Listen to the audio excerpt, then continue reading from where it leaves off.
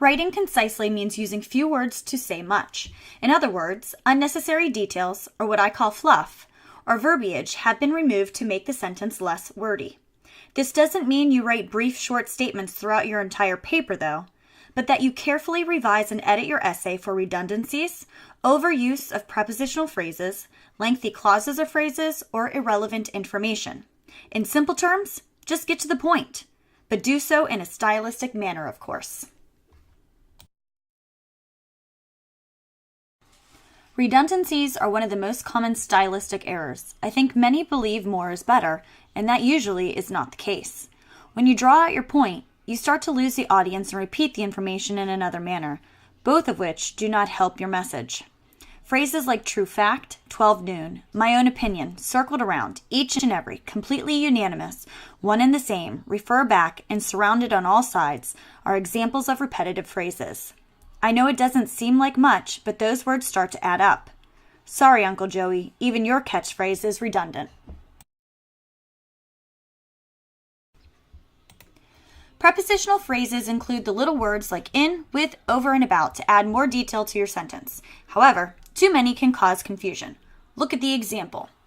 The reason for the failure of the economic system of the island was the inability of Gilligan in finding adequate resources without incurring expenses at the hands of the headhunters on the other side of the island. Wow, there are 10 prepositional phrases, and I bet without rereading you're wondering what this means. This is a wordy way to say Gilligan hurt the economic system of the island because he couldn't find adequate resources without angering the headhunters. Now only 2 prepositional phrases are used, and instead of 3 lines, not even 2 are stated.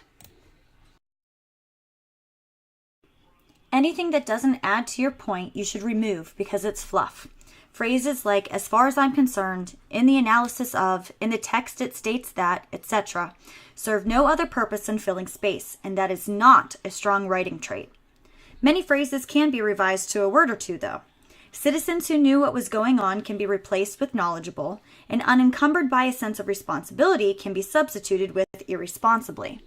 Again, the point is to get your message across clearly and succinctly. If 1 or 2 words says it, why use 6 or 7? It's ironic that I keep repeating myself in a lesson on writing concisely, but I want you to pay attention to what you write. If you've already said it, move on. If it makes the sentence unclear, delete it.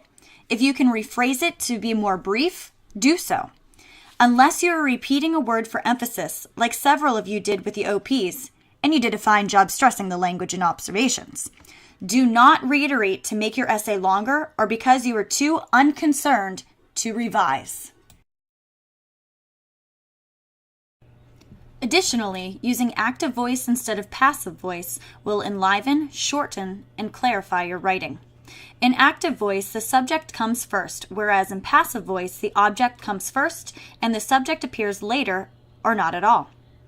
Locate the verb in your sentence. If it's a form of be, as in am, is, are, was, were, have, had, or has been, and a past tense verb, the sentence may be passive. You do not need to eliminate all passive sentences. However, you should mainly use active voice for strong, clear statements. As always, this takes time, patience, and practice, but the effort you put into revising and editing will pay off with an improved writing style.